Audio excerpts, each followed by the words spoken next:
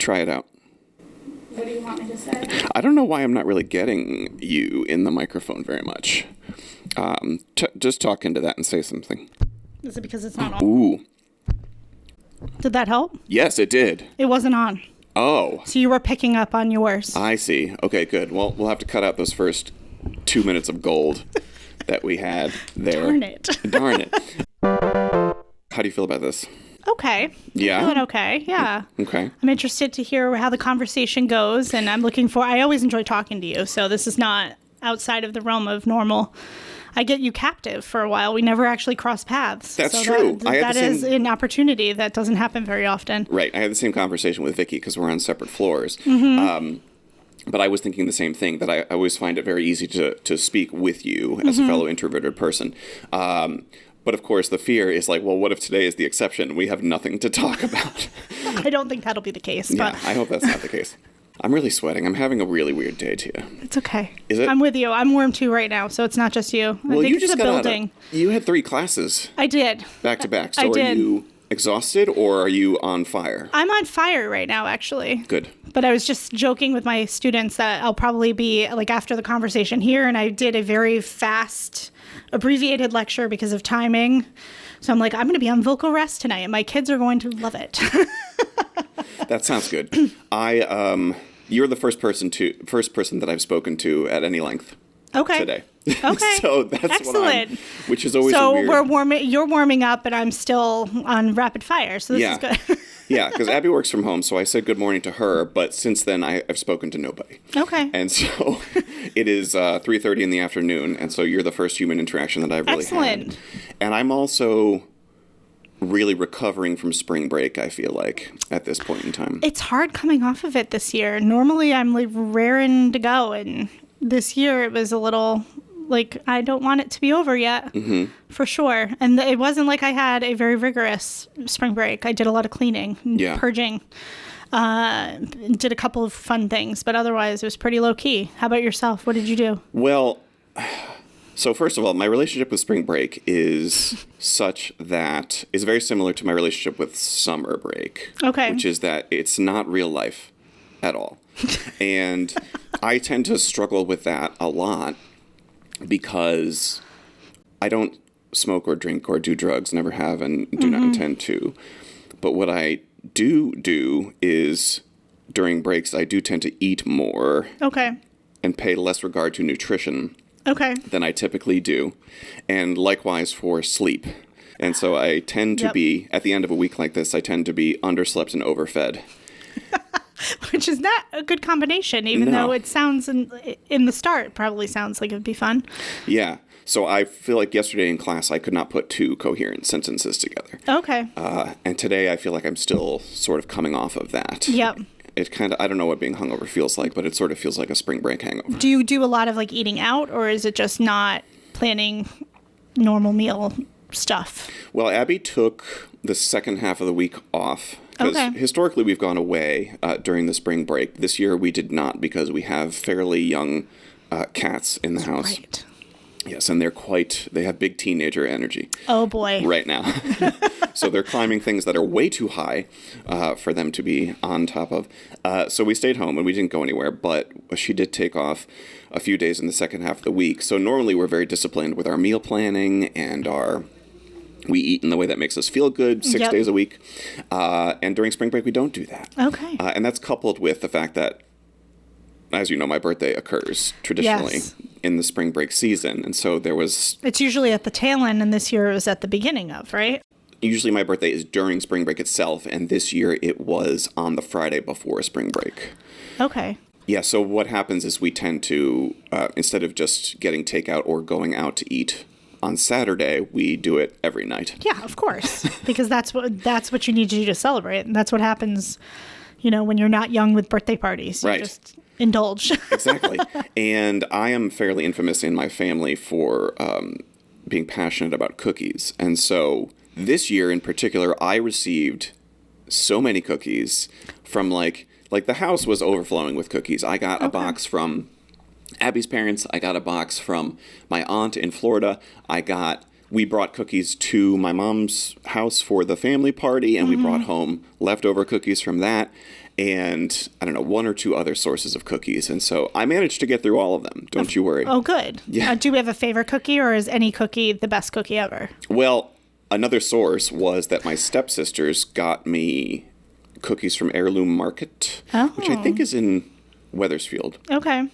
And they have chocolate chip cookies with sea salt, which sounds fairly innocuous, but they're like really, really good. Yep. But they got me a bag of just the dough balls, and so we baked those and had them warm. Oh, with ice lovely. cream. There's nothing really better than a warm chocolate chip cookie. It's true. Mm-hmm. You really can't beat it. I'll take them in all shapes and sizes, but anyway, so that explains the energy that you're dealing with. No, that's okay.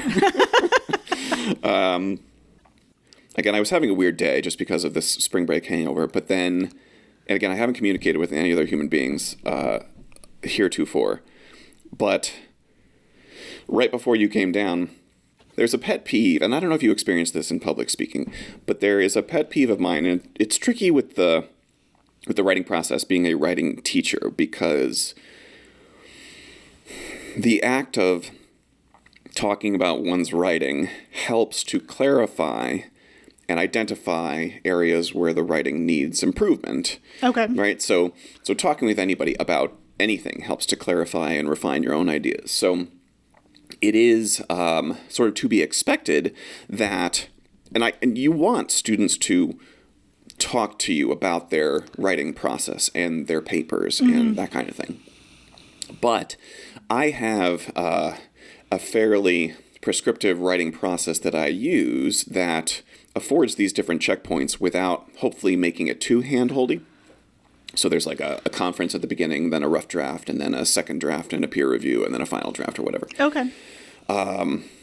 But a pet peeve of mine is effectively when students ask, can you grade this before you grade it? Oh. Do you know what I mean? Yeah. Like, which is different from, because it's basically just like, can you just read this and tell me what you think? Which is not the same as, I'm really struggling with this paragraph because I'm not sure if I'm articulating the main idea in the topic sentence or if I'm using this quote correctly. And it's just kind of like, hey, can you grade this before you grade it? Which kind of drives me a little nuts. Yeah, I do get that in public speaking. Not from a lot of students, but at least one a semester is usually asking me to review things ahead of time, which I do offer that to students, so I kind of create my own monster, if you will. But it can be frustrating because that's exactly what they're seeking. Like, tell me what to fix. Yes.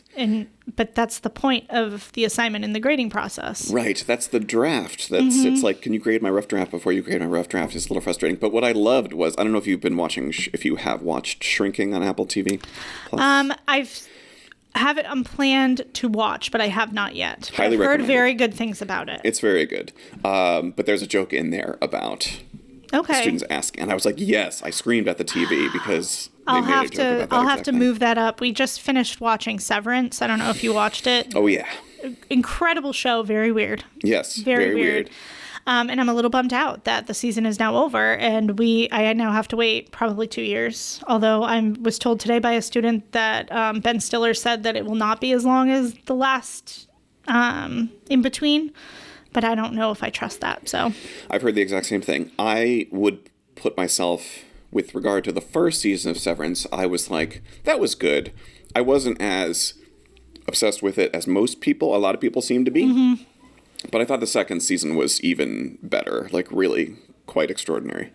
I would say that it definitely amped up in a way that I wasn't expecting. I actually didn't watch the first season during the first season's run. It wasn't until recently that my husband had watched it. It was like, oh, you should watch this. And so I started watching it so we could watch the second season together. Okay. And in fact, I actually joked just the other night when we had finished watching this final episode. And I'm like, I'm mad at you. And he looked at me and he's like, why? And I'm like, because I didn't like it before and now I like it and now I'm mad that it's over.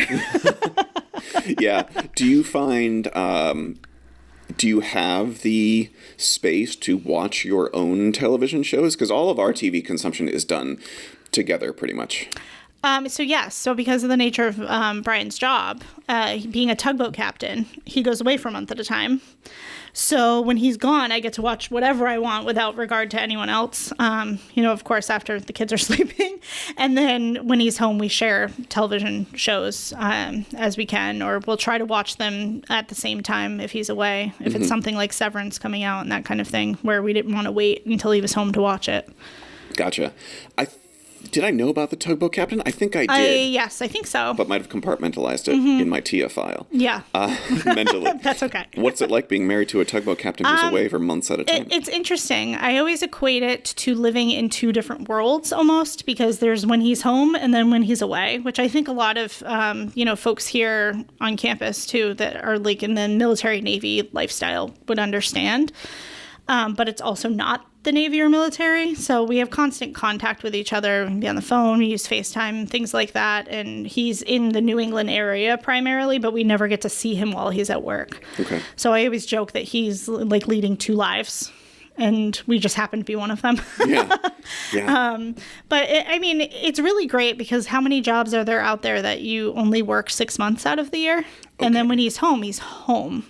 So he gets a unique sort of perspective in regards to being really involved with, what our kids are doing, or he can work on long-term projects while he's home for his 28 days home. And then he takes his time away and we just start the rotation over again. Mm-hmm.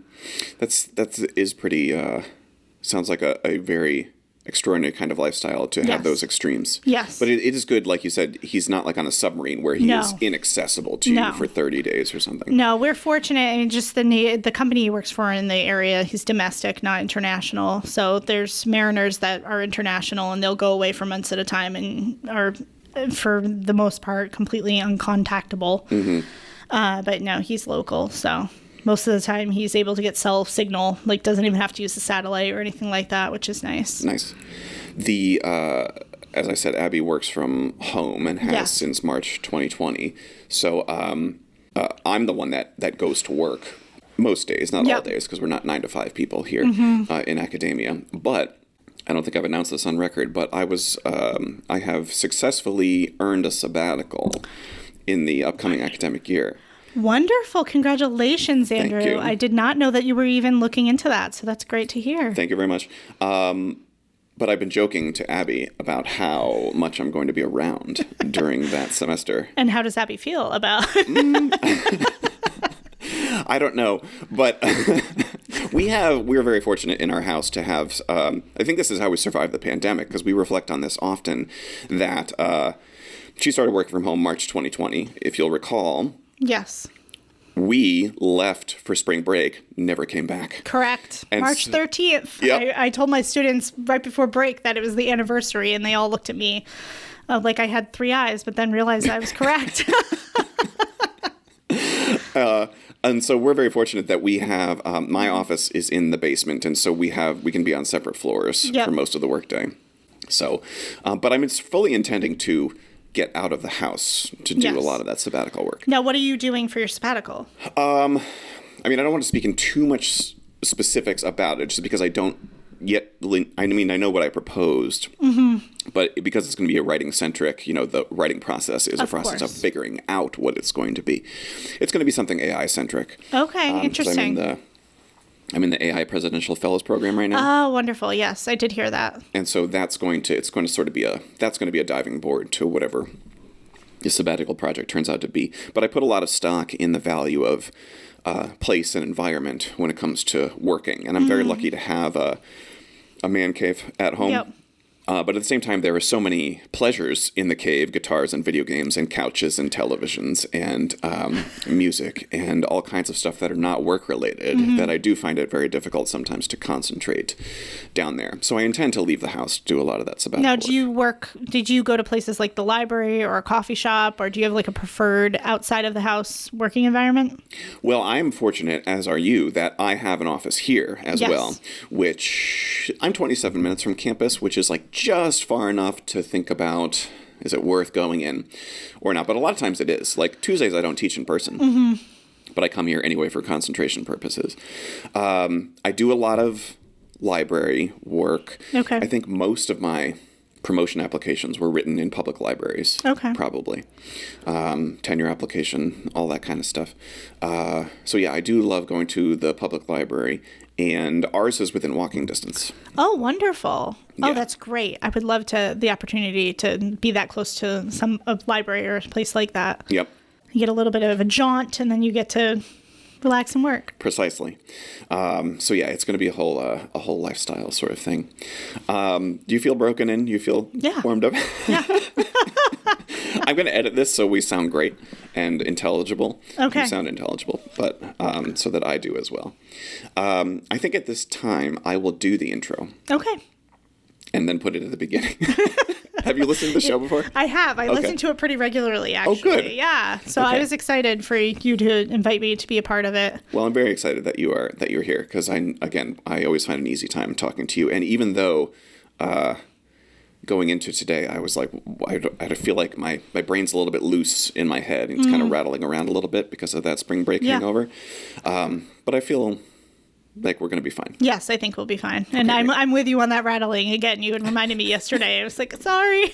I had it written down the right day, just my brain wasn't on the right day. Well, I of course second guessed myself, and I was like, did I put the wrong date in my calendar? I did not. No, you didn't. I'm like, it's there. And I'm like, wait, why do I think it's the 27th? And I don't know why I thought it was the 27th, but I'm grateful for your patience. That's for sure. No, it's totally fine. And I'm glad that I guess we're coming back to this, but I feel like you established that you feel good after this round of 3 classes because they're back to back, aren't they? Yes. I get a break for about an hour and a half in between my first 2 and my last one. So it's not bad. I don't mind teaching like clustered like that.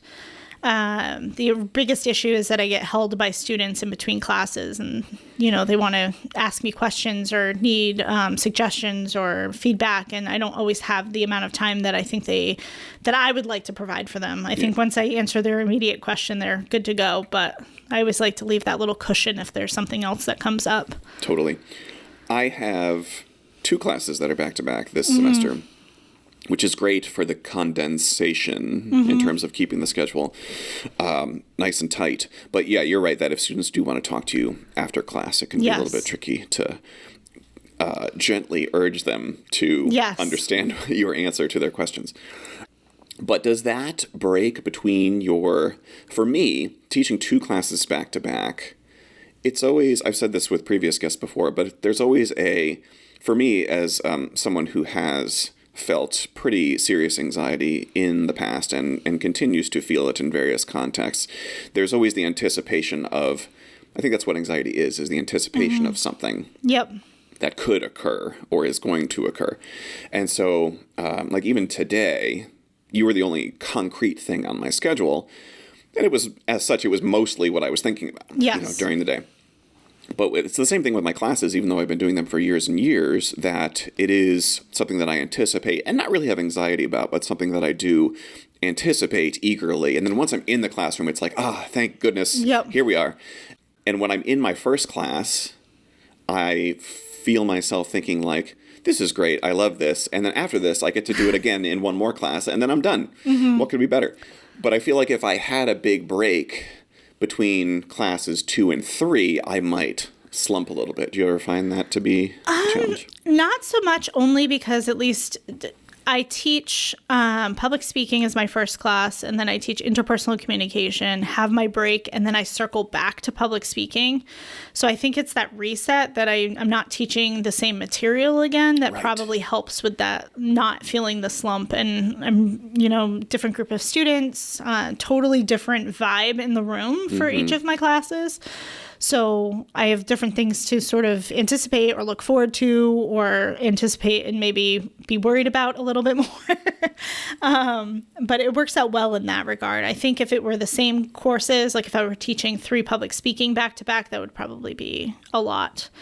Mainly because, and I don't know if you experience this, I forget what I've said in one class and what I haven't said in the other, and then I end up repeating myself. Constantly. One semester, a few semesters ago, but I had gone over material, and then about 5 minutes in, I had a student raise their hand and be like, You already told us this, but you repeated yourself completely. It's pretty impressive how you remembered exactly what you needed to say. It was like, well, I guess I'm good at the tricks. Yeah, we do develop sound bites. Like once you establish, especially with my online classes where I'm recording video content and stuff, Yes. like I do have the exact same phrasing that comes out, and it is unintentionally memorized in a lot of ways. But you're right that because my two classes that are back to back are different classes, and that does really help refresh the mind, I think, because I have fallen into the trap previously, historically, where in teaching two of the same class, and the first class is magic, and you try to recreate that magic in the second class, and because it's a completely different group of students, it completely bombs. Yep. You know? I've been there for sure. Right. All right, I'm going to do the intro before I forget, so that way it'll be right smack in the middle. D'Alessandro. Yes. Okay.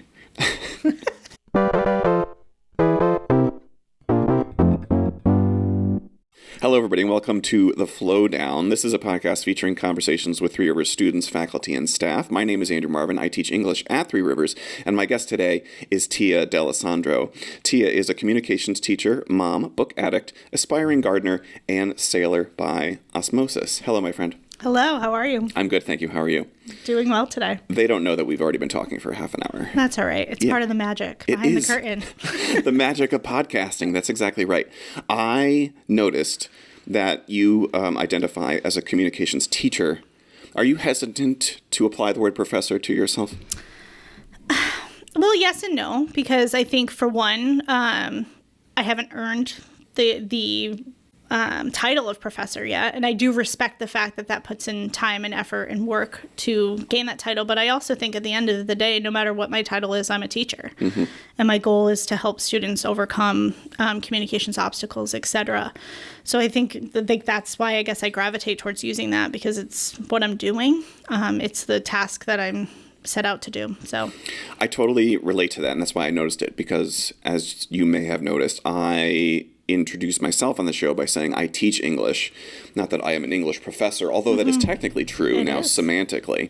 But I still refer to myself in the classroom as Mr. Marvin because A, it's alliterative, B, it's a habit from my martial arts teaching career, and I do think it's a little bit less intimidating for students than professor. I do appreciate the alliteration, by the way. Thank you. Yeah, it rolls off the tongue. It certainly does. A lot more easily. But I have always felt hesitant about calling myself a professor for the same reasons, because I had not yet earned the rank. Yes. And yeah, teaching, as we've talked about on many past episodes of this show, teaching is what we love to do. Yes. Much more than professorialize.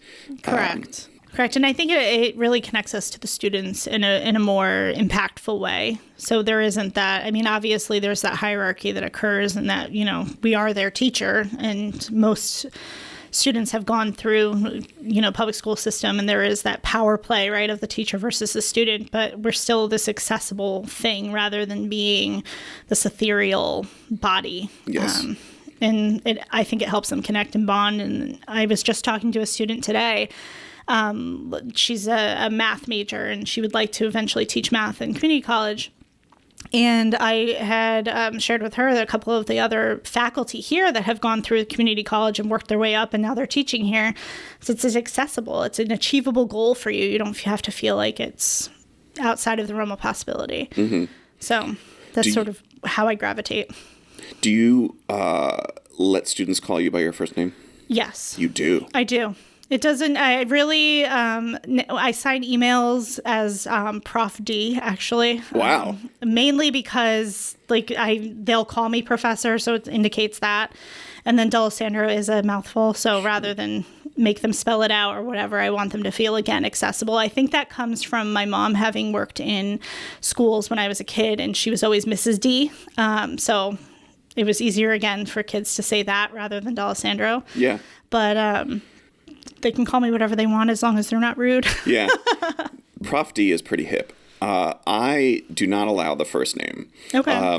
And I think that comes from my martial arts upbringing, because there was a period where we used to call our instructor by his first name. Okay. And there was a moment where the school dojo policy was that we are now going to refer to the instructor as Mr. or Master, depending on the link. Okay. Master last name. Yep.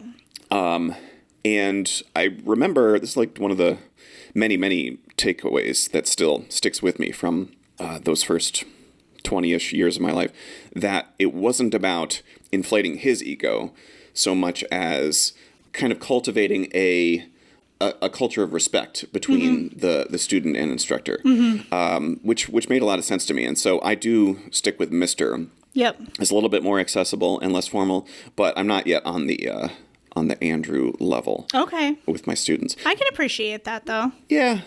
I mean, I don't tell students what to call me, I guess. So and generally speaking, students that are non-traditional, so not your cookie cutter 18 to 22. Yep. The older students are the ones that might end up calling me by my first name, calling me Tia. And I kind of go with it. At that point, I see it as they're generally showing respect in other ways, so I don't have to worry about necessarily establishing that. And just, they call me what they call me, and we move on, I guess. But I refer to other faculty by Professor so-and-so. I never use anything beyond that, because I do want them to understand that there is a sign of respect in using the proper titles, too. Yeah. Yeah, I think that's totally valid. Speaking of sound bites, I do say, you can call me Mr. Marvin, Professor Marvin, whatever you prefer, is what I say on the first day of class.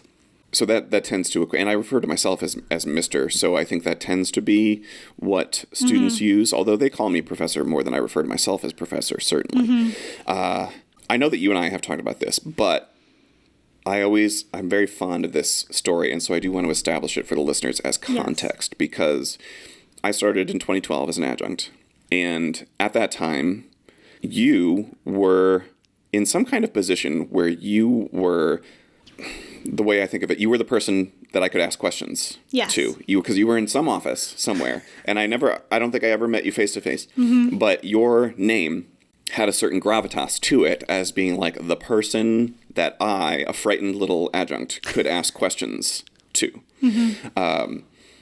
And little did I know, here we are 12 years after that, both full-time professors, and I think at the time, 12 years ago, I assumed that you were I know you were a grown-up, but you were like a fully realized independent working professional who had all the answers that me, a child who tricked his way into being allowed to teach here, would be able to get information from. But it turns out you were also, because we're peers in age, and so you were probably in a similar sort of situation. So all that is to say, how did you end up there? I landed here in desperation and a little bit of luck, honestly. So in 2009, when I graduated from Rhode Island College, this was pre-Affordable Care, Obamacare. So when I graduated from school, I was kicked off of my mother's health insurance and left without any coverage. And having come from a family that my father had passed away 3 years prior from lung cancer, and we've just always been, you always go for your yearly physical, you get your teeth cleaned every 6 months, all of that. It was obviously a big concern of mine to make sure that I got a job with benefits, right? And that was partly, and you probably remember this, like coming out of college, that's what we were supposed to do. That was the next step.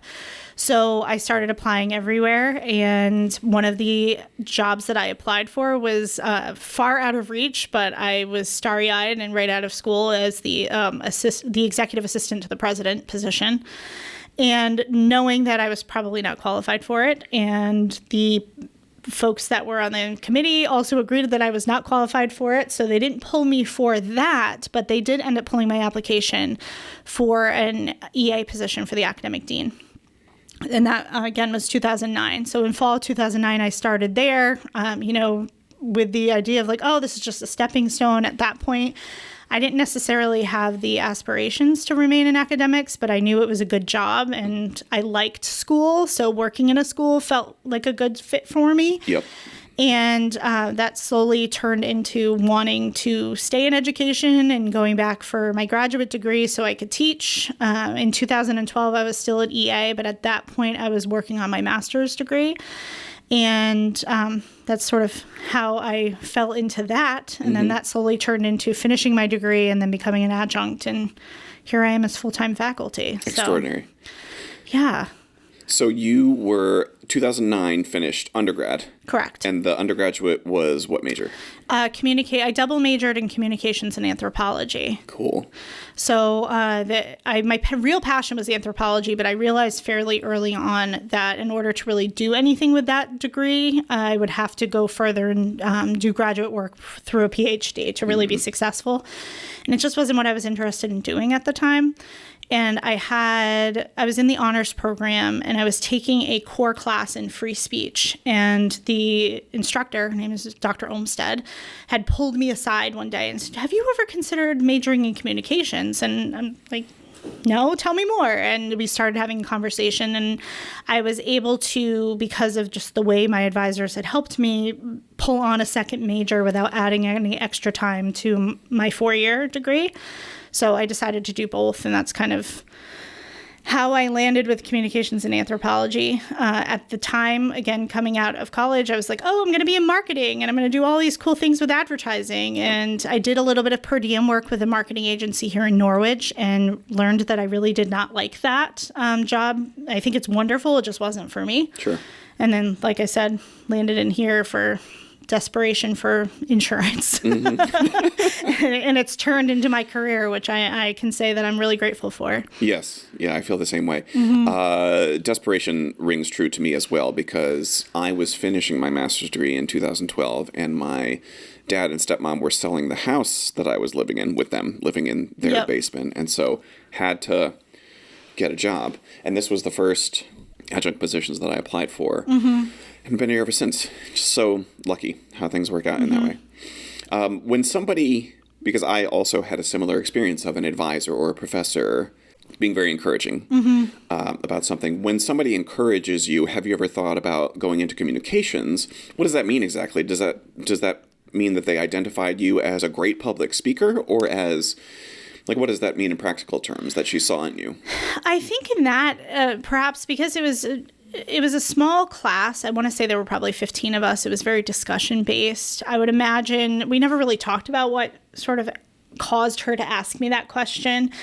But I would hope that my passion and interest in communications as a field and understanding about the complexities of it, not just from like the mechanical part of it, but how our brains work and why we communicate the way that we do, and the theories behind things like free speech. And ultimately, I would go on to take other courses with this particular professor. But I think that's sort of what caused her to ask me the question. I didn't hesitate raising my hand and answering, discussion questions in class, or arguing with other classmates, trying to gain their perspective or disagreeing with them, but doing so in a respectful way. Like we were really encouraged to have that dialogue and those discussions, which really benefited, I think, everybody in our program to grow and thrive and use our critical thinking skills in a way that isn't necessarily the case in all courses. And this one was specifically for free speech. So we're all about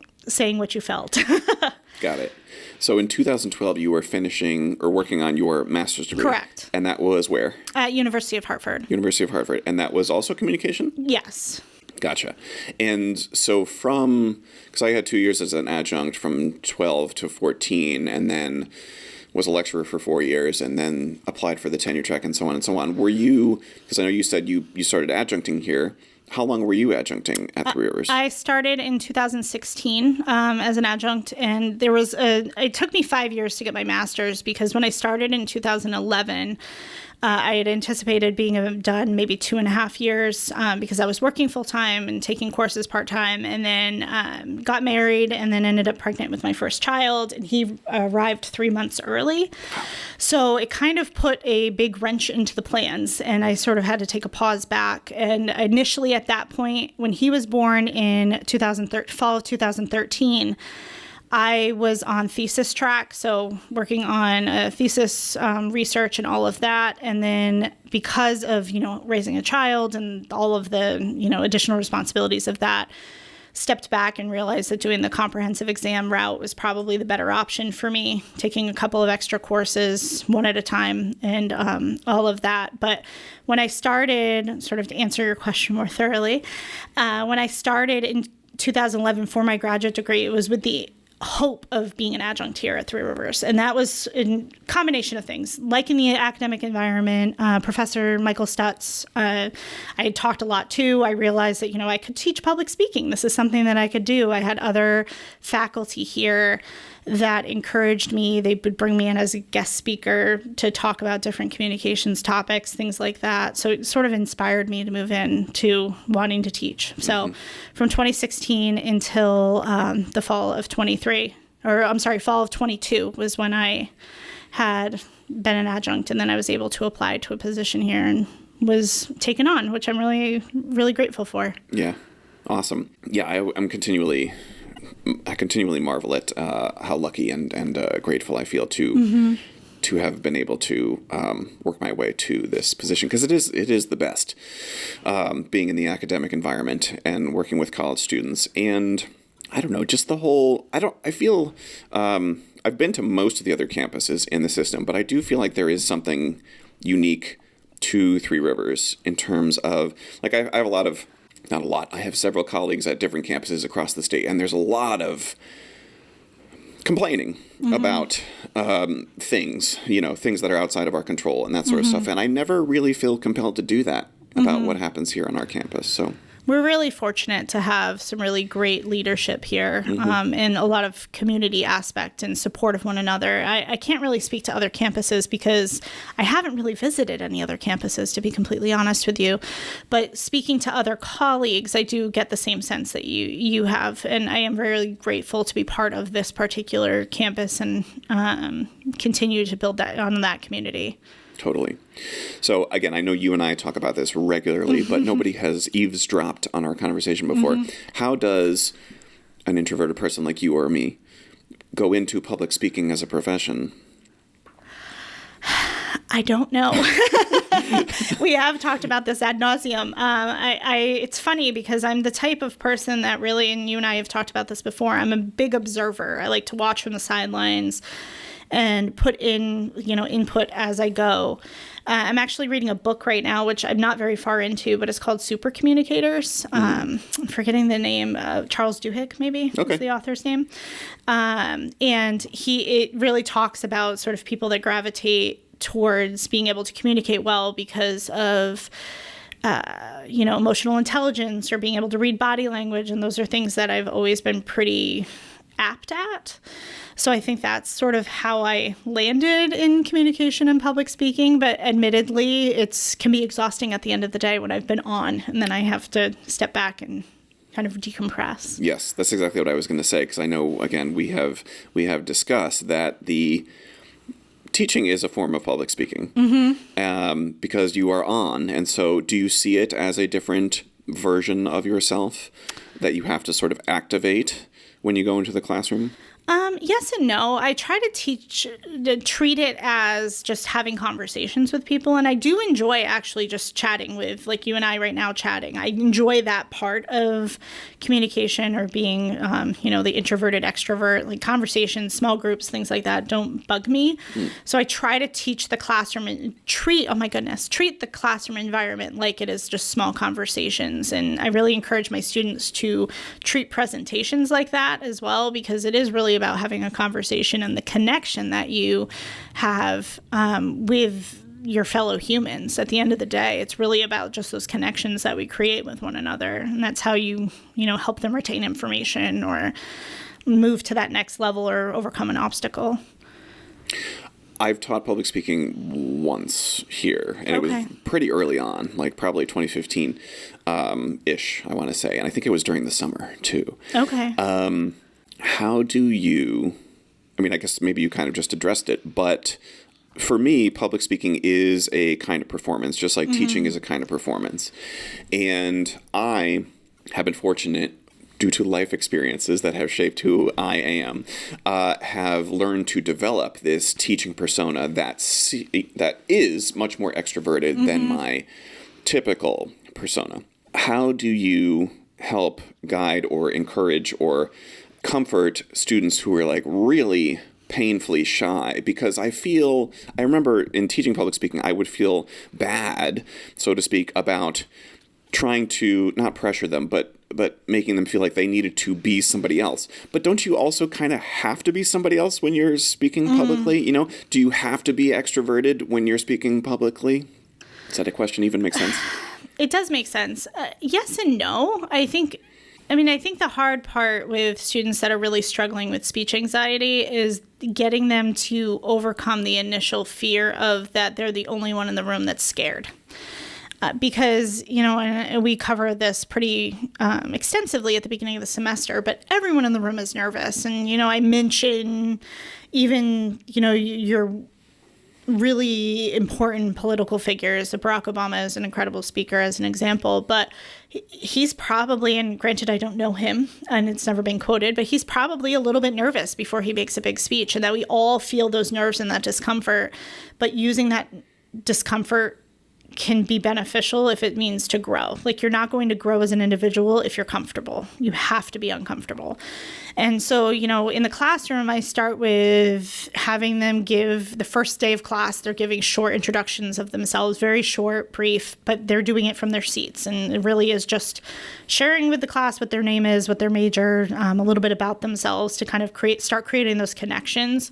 I think it's really important to foster an environment in the classroom that is like they were just a group of friends or colleagues with one another that are there to support each other.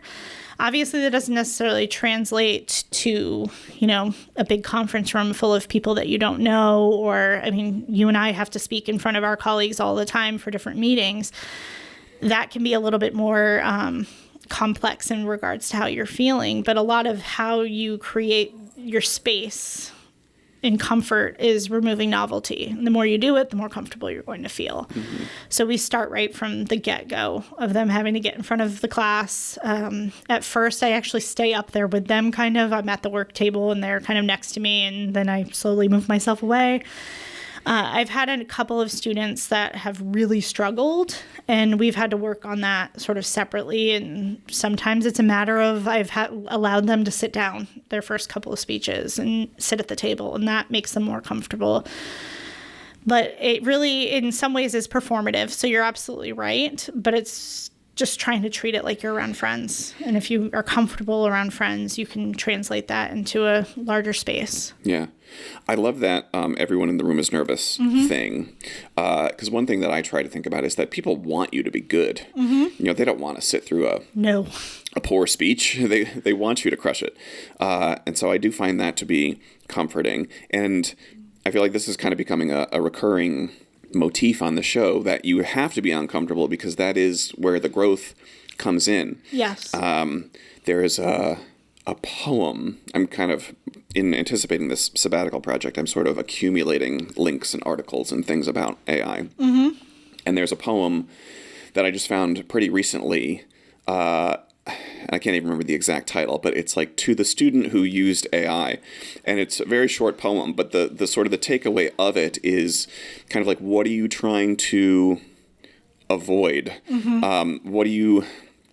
Because like the work of living is what you're here to do. Like, it is the uncomfortable thing that you're trying to do. So trying to get out of that is really doing yourself a disservice. I mean, that's nothing new to say about AI and plagiarism and all that kind of thing. But the poem really resonated with me, obviously. Just like, what are you trying to avoid? Because this is the work. And as we've said on previous episodes, the challenge zone is the default zone. And at the end of the day, you go to the safe zone and you can be in your pajamas and watch TV. Yep. But for most of the day, you got to be out in the world with all these others dealing with them. Well, and I think unless you're in a unique situation where you can, work remotely and you never have to interact with anyone that you don't want to, we're all put in positions where we have to advocate for ourselves or at least share our ideas. So the more comfortable you can become in at least doing a little bit of that, the better you're going to be at your job, at your life, to making yourself happy. And I mean, that translates from everything from presentations to even, another course I teach is interpersonal communication. If you can't, speak up about how you're feeling, then that's going to leave your relational partner in the dark and you wishing that things were different. But it really just takes that next step of communicating it that can make or break your happiness in a lot of ways. Yeah. I've been emphasizing that more, I feel like, in class in the context of giving feedback to one another, in terms of it's very important how you deliver this feedback, because you can't say your intro sucks because there's no thesis. That would be bad. You have to say, I'm having trouble finding your thesis, and that kind of thing, which I'm trying more and more to make the class practical, even though I know you're not going to be writing any essays really after you finish English 1010 and English 1020, but it's all about participating in various kinds of conversation, written and otherwise. Speaking of comfort, you fairly recently assumed the position of chair of CFT on campus. Yes. How did that come about? So the first thing that I started to get involved in when I began full-time in January of 23 was kind of getting involved more on campus, committees, things like that.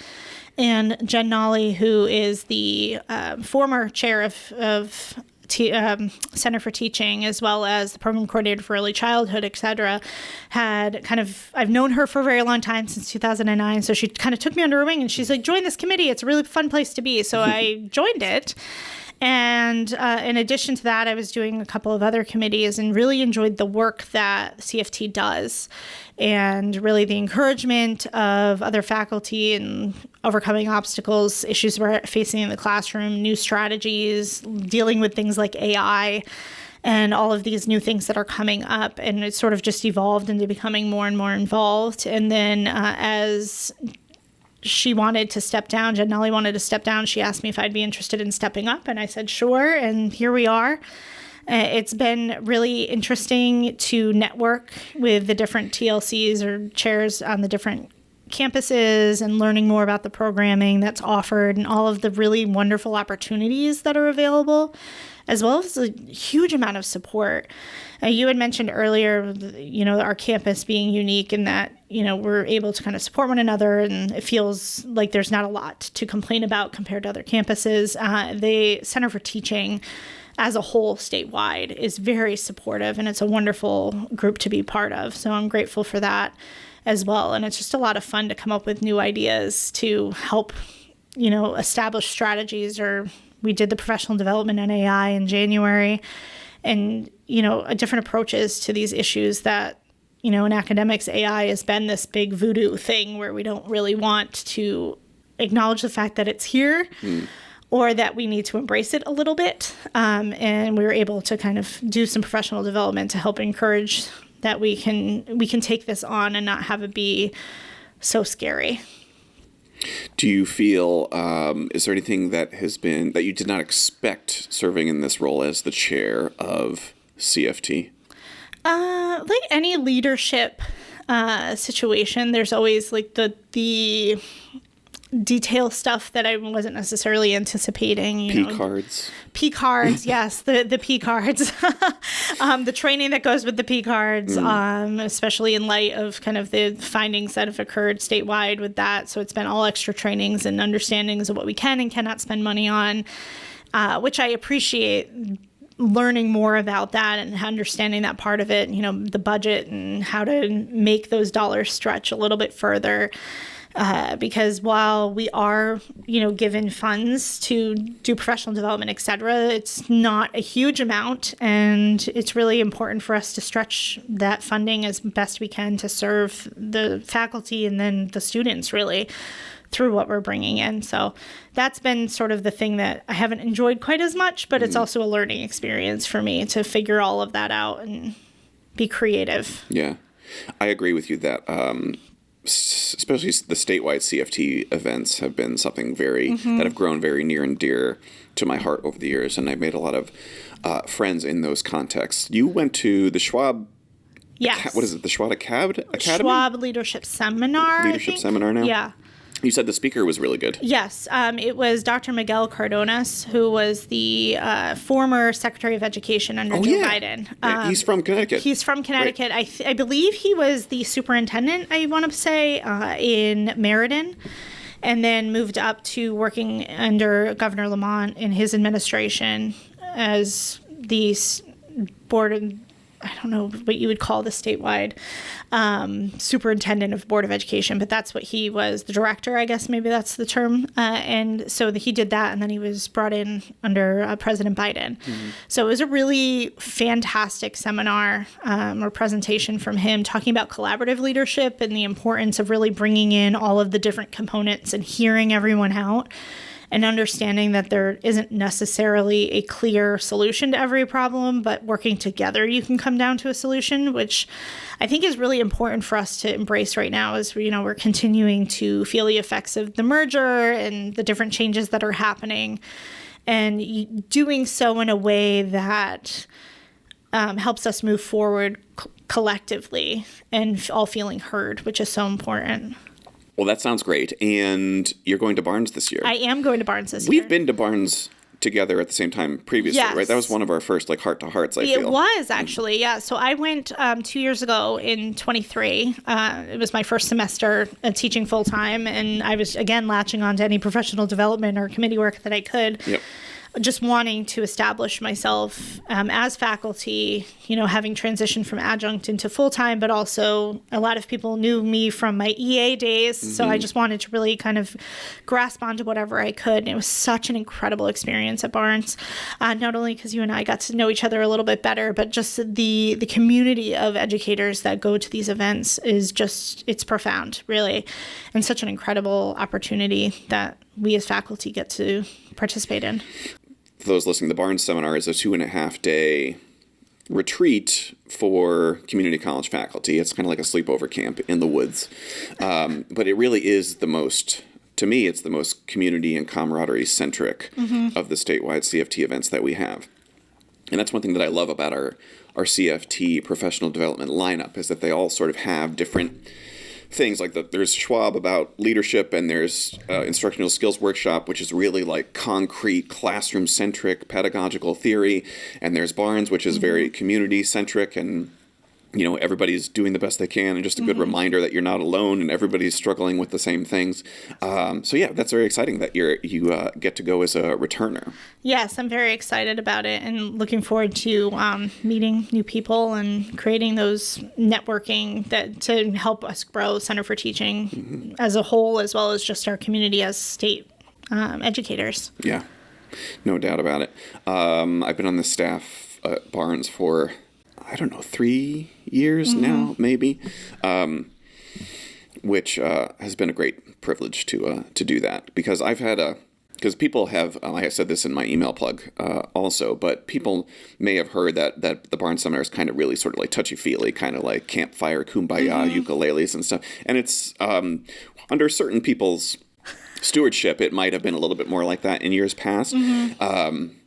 But certainly as somebody who is not super touchy-feely kumbaya, it really is a profound experience, just again because of that connection and the friends that you make going through something for 2.5 days with other people. Yeah, it's definitely a really unique experience. And it's funny you bring up the kumbaya, and the sort of, I think I had described it when I had gone the first time beforehand. I was like, I've heard it's kind of crunchy granola.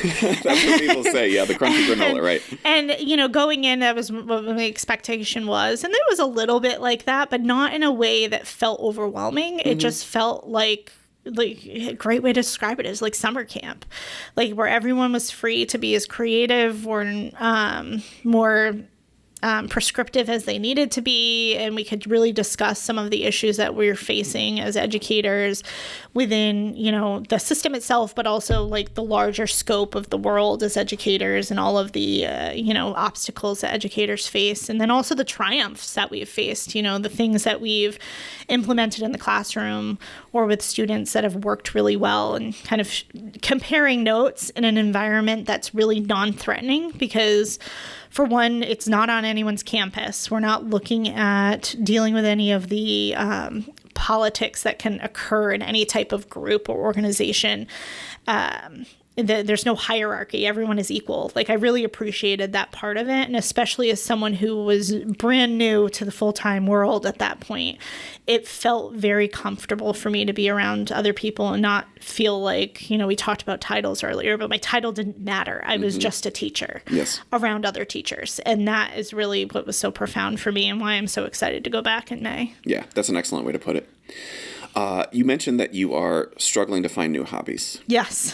What's that all about? So my hobby is probably, I think I had put this on the form that I sent you. If I could be and had unlimited funds and time, I would be a serial student. I love learning. And so, some people in regards to hobbies, they might paint or draw, or if you're a writer such as yourself, Andrew, you probably spend time writing and you enjoy that. I would like to be in class all the time. And unfortunately, with how expensive tuitions are, that's not really in the cards right now, in addition to the fact of all of my responsibilities. It's like a mother and a teacher and all of that. Not really there. So working on, increasing some hobbies, some extracurriculars that are to my own, right? You're telling people talk about self-care and self-wellness and things like that. And I'm just trying to find something that's like I'm really passionate about and want to maintain. Just haven't found that yet. I do like to read. I'm really interested in reading, but that's also a time-sensitive thing. If I don't necessarily have the time to sit down and do that. So working on it slowly. But Gotcha. This is another thing that sticks with me from my martial arts years, which is the idea that you teach better if you are, in the context of martial arts, you teach better if you are yourself actively training and actively getting better. And when you're learning new stuff from your instructor, you're more fired up to teach your students and to teach them new stuff and to translate what you've learned into a different way. And it is hard to do that now that we are not students ourselves. And I do feel a little bit fraudulent sometimes because I'm teaching students how to write essays, for lack of a better word, which again, I try to frame as just a vehicle with which to articulate complex arguments and ideas. And I don't think essay is a bad word. But I do feel it's kind of fraudulent sometimes because it's been a long time since I had to write an essay. And it's been a long time. I feel like now, if I was a student, I could really crush those papers. Yeah. But yeah, I do feel a little bit antsy about how, in what ways am I continually trying to progress as a writer? And I do think we write all the time, and I do put a lot of thought into those things, like the wording of the questions on the form that you filled out for me, or my little emails to faculty or anything. Like, I do put a lot of intentionality behind all that stuff. But I do feel the same way that there is something that feels a little bit lacking when you don't have a teacher of your own. No, I agree. And I definitely, I was just joking with my husband the other night where I was complaining about not having enough time. And then I was looking at like additional master's programs just for fun, like what's available. And he's like, what is wrong with you? This is my hobby. Yeah. Yeah. I want to learn more about learning. I do fantasize about like the PhD and stuff, but it is a real commitment. And, it needs to be a decision carefully weighed. I think I admire so much people that have decided to, pursue and complete their PhDs and didn't, or doctoral degrees. I feel like I'd be one that would be more likely to collect master's degrees and get more information about more things. And that's, again, was sort of what I've been looking at when I look at additional education or certificates and that kind of thing.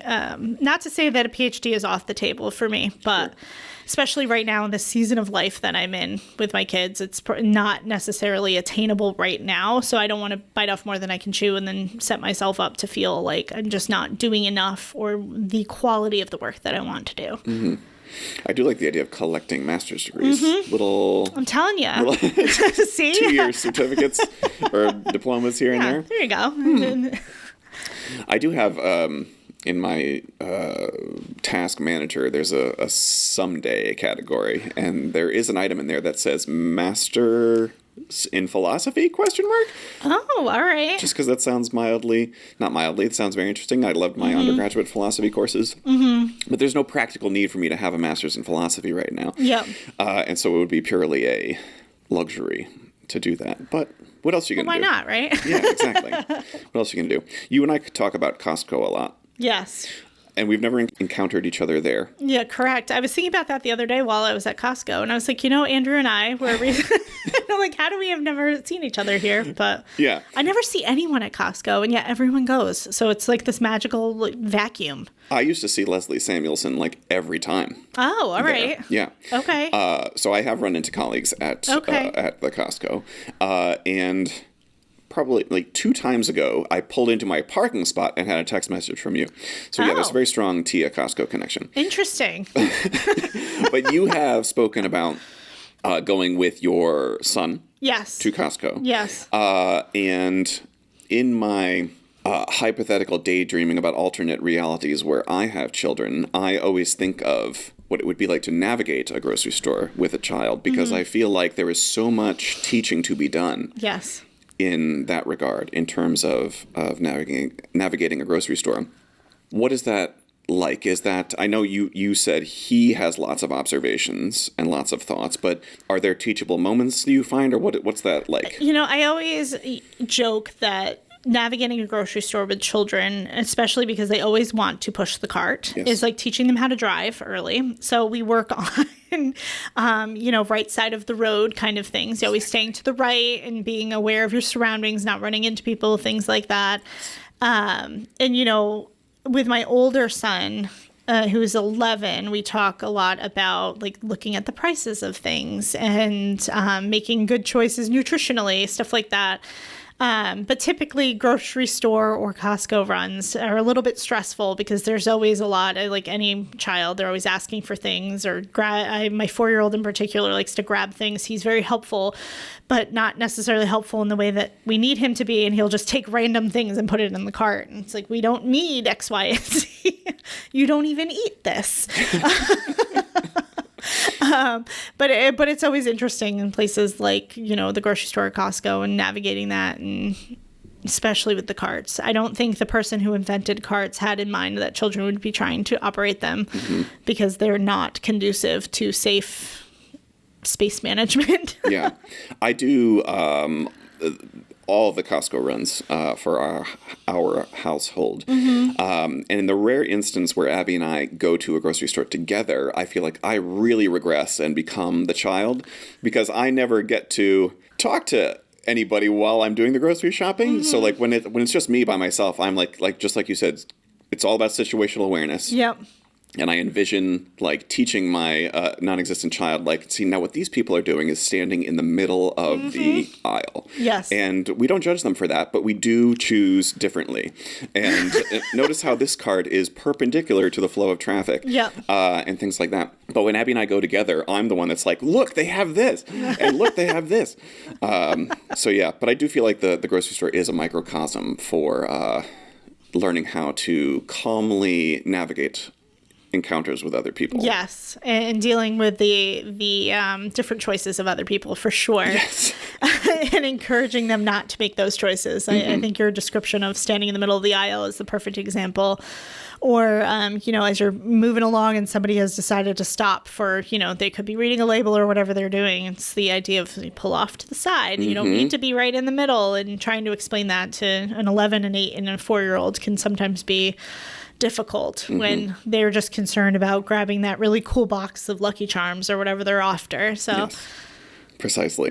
And we always put the cart back in the corral. Correct. Because to do otherwise would be animalistic. Well, that is the kind thing to do. You put things back where you got them. Exactly. That's one of the cardinal rules, Tia, is you put things back where they belong. Yes.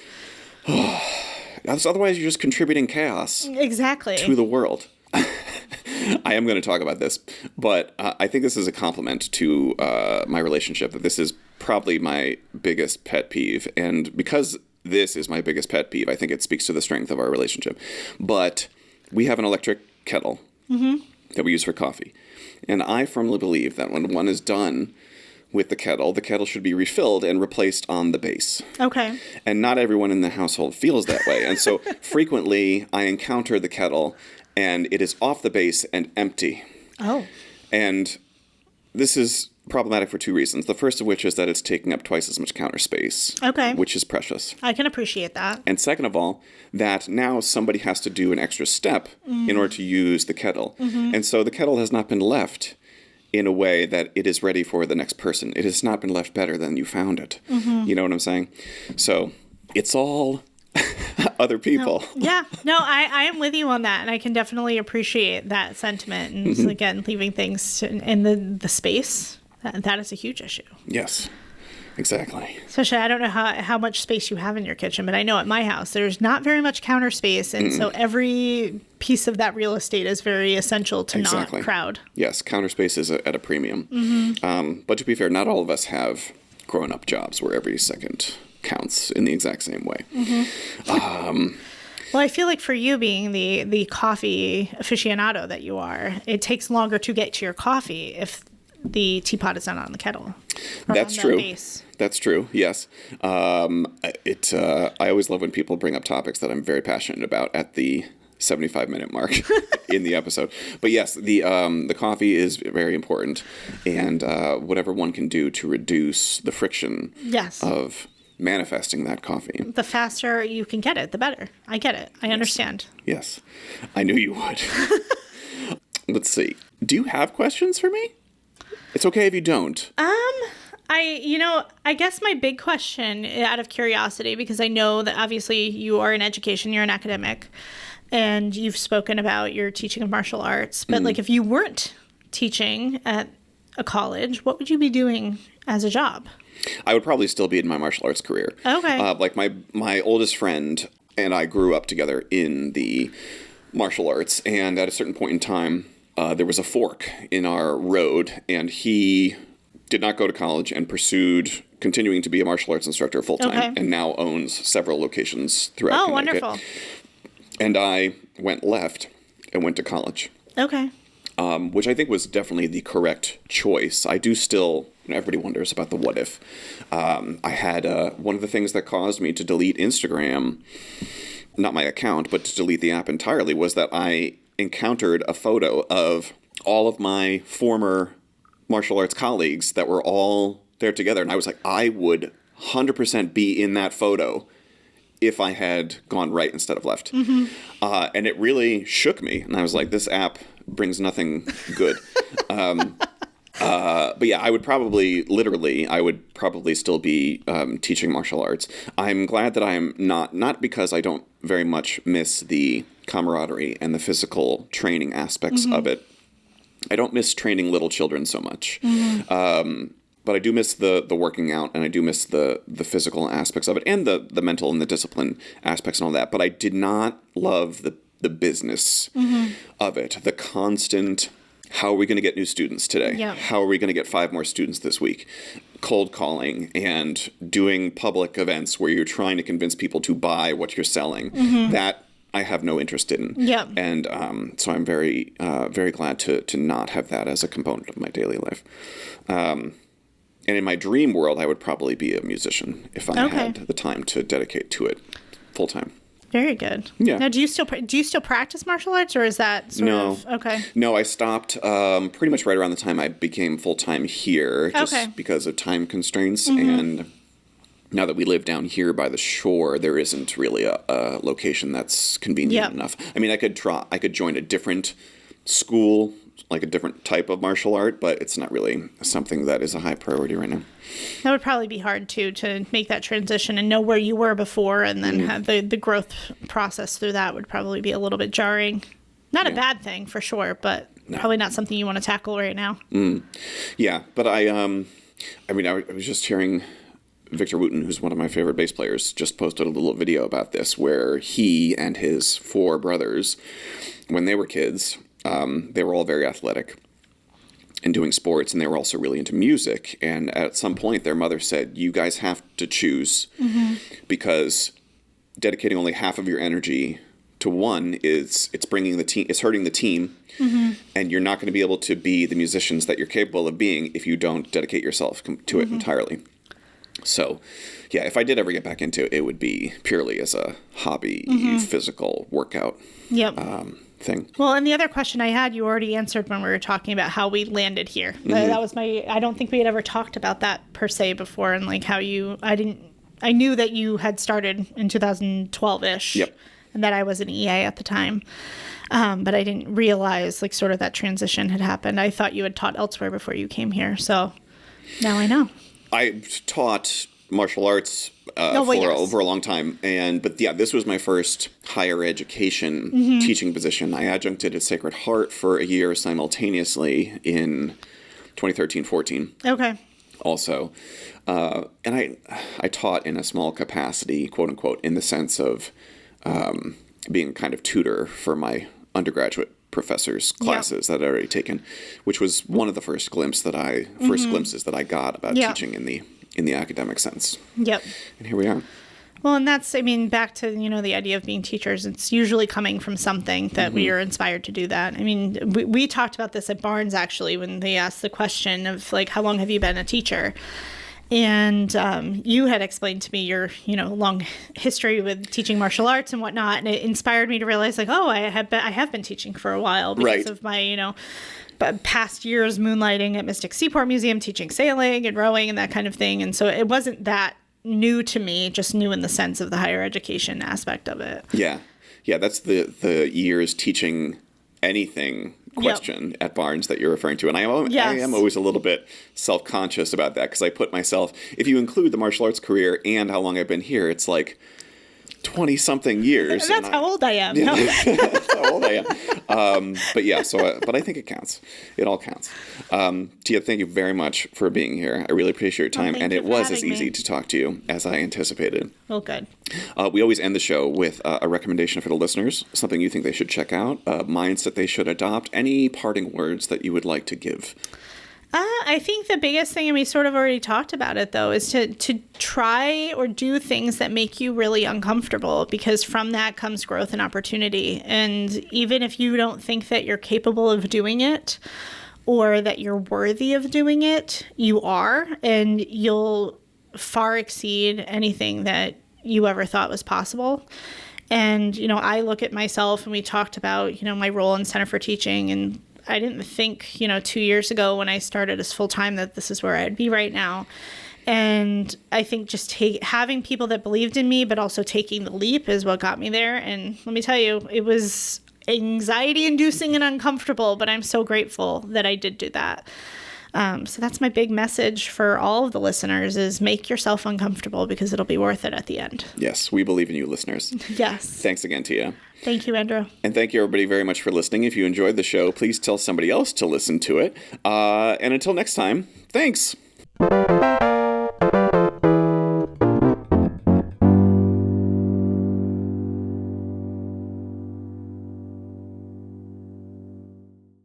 Just walk out whenever you're ready. No, you're fine. Well, I'll chat with you for however long you want to chat. I know you've probably got things that you need to get done, too. I don't. I decided that I'm just going to, when this is over, I'm just going to walk out of here. If you need me, please email Tia D'Alessandro. And then I'll figure out who to send them to. Exactly.